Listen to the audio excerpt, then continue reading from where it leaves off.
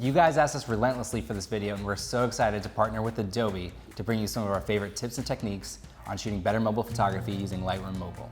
Let's get started. If your phone is capable, shoot with RAW enabled. We're shooting on iPhones today, so in order to shoot RAW, we'll use the Lightroom Mobile app. No matter what phone you have, avoid using digital zoom when shooting to maintain the maximum resolution. Wipe off your camera's lens and turn on your grid overlay and level. Now let's go shoot.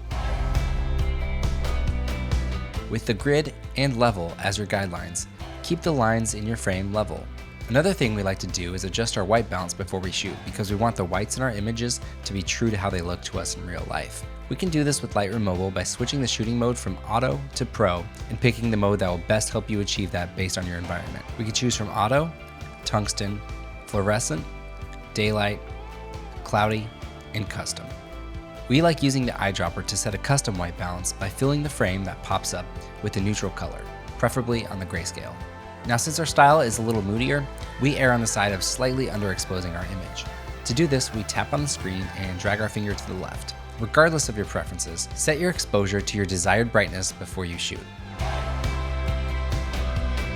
When editing, we usually create a slight S shape on our tone curve to have control over the contrast in our image.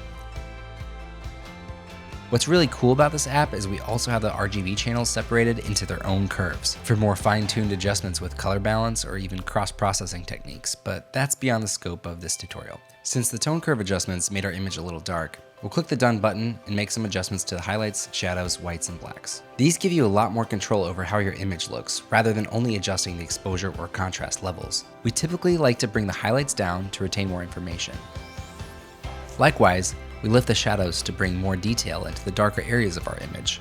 We'll also lift the blacks a bit and lower the whites.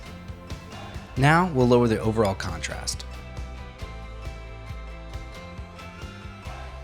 and nudge the exposure up just a touch.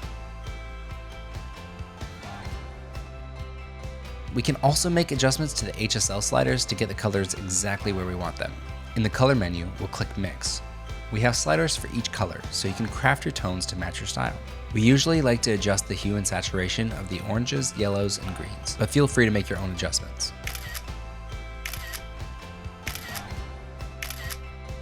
Let's recap. Shoot with RAW enabled if possible. Avoid using digital zoom and keep your lens clean. Use the grid and level overlays to ensure your phone is level. Adjust your white balance and exposure before you shoot. Consider adjusting the highlights, shadows, whites, and blacks levels to add detail while maintaining contrast in your image. We hope you enjoyed this tutorial and encourage you to leave your favorite mobile photography tip in the comment section below. See you next week.